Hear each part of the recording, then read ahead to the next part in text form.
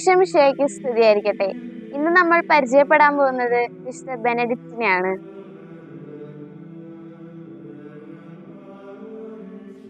AD 450 ഇറ്റലിയിലെ അംബ്രിയയിലെ നോഴ്സിലാണ് വിശുദ്ധ Benedict ജനിച്ചത്.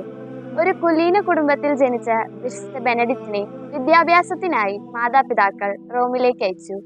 വിശുദ്ധിയിൽ ജീവിച്ചിരുന്ന വിശുദ്ധ ബെനഡിക്റ്റിന്റെ സഹപാഠികളുടെ സ്വഭാവ ദൂഷ്യങ്ങൾ വിശുദ്ധ ബെനഡിക്റ്റിനെ വല്ലാതെ വേദനിപ്പിച്ചിരുന്നു.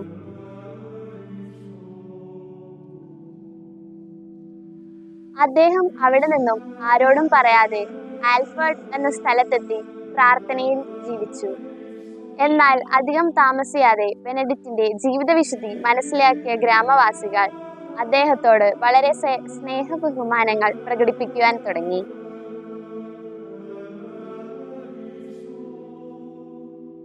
ഉടനെ തന്നെ അദ്ദേഹം അവിടെ നിന്ന് ആൾതാമസമില്ലാത്ത ഒരു പ്രദേശത്തെ ഗുഹയിലേക്ക് പുറപ്പെട്ടു. പിന്നീടുള്ള 3 വർഷത്തെ ജീവിതം അവിടെയായിരുന്നു. ഏകാന്തതയിലും പ്രാർത്ഥനയിലും പ്രായശ്ചിത്ത പ്രവർത്തനങ്ങളിലും മുഴുകിയ വിശുദ്ധ ബെനഡിക്റ്റിനെ അനേകം പേർ തിരിച്ചറിയാൻ തുടങ്ങി. അതോടെ അനേകം പേർ വിശുദ്ധ ബെനഡിക്റ്റിന്റെ ഉപദേശങ്ങൾ തേടിയെത്തി. ഈ കാലഘട്ടത്തിലാണ് കുറെ സന്യാസികൾ വിശുദ്ധ ബെനഡിക്റ്റിന്റെ അടുത്തെത്തി അവരുടെ ആശ്രമാധിപൻ ആകണമെന്ന് അപേക്ഷിച്ചത്. കുറെ അഭ്യർത്ഥനകൾക്കൊടുവിൽ വിശുദ്ധൻ ആ സ്ഥാനം ഏറ്റെടുത്തു. എന്നാൽ വിശുദ്ധൻ പ്രാബല്യത്തിൽ കൊണ്ടുവന്ന നിയമങ്ങൾ പല സന്യാസികൾക്കും ഇഷ്ടമായില്ല. വിശുദ്ധനെ കൊല്ലാൻ അവർ തീരുമാനമെടുത്തു.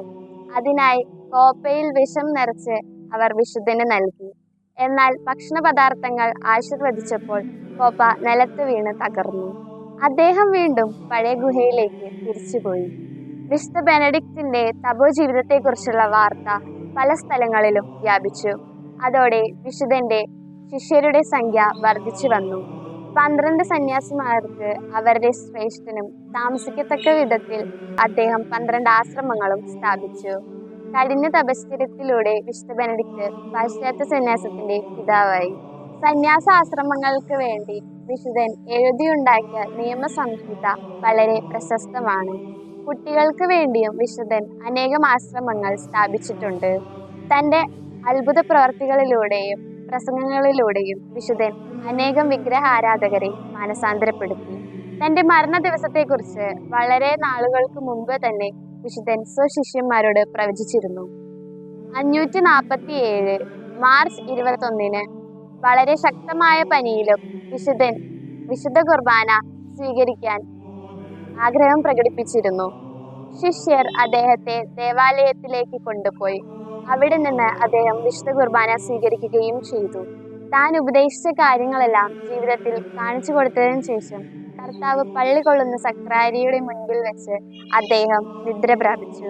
നൂറ്റാണ്ടുകൾക്ക് ശേഷം 1220 ഹൊണോറിയസ് 3-ാമൻ മാർപ്പാപ്പ അദ്ദേഹത്തെ വിശുദ്ധ പദവിയിലേക്ക് ഉയർത്തി. തുടർന്ന് യൂറോപ്പിന്റെ മുഴുവൻ സംരക്ഷകനായി 1964 പോൾ 6-ാമൻ മാർപ്പാപ്പ വിശുദ്ധ ബെനഡിക്റ്റിനെ പ്രഖ്യാപിച്ചു. വിശുദ്ധ ബെനഡിക്റ്റിന്റെ ജീവിതം നമുക്കെല്ലാവർക്കും ഒരു മാതൃകയാകട്ടെ. നമുക്കെല്ലാവർക്കും വിശുദ്ധ ബെനഡിക്റ്റിനോട് പ്രാർത്ഥിക്കാം.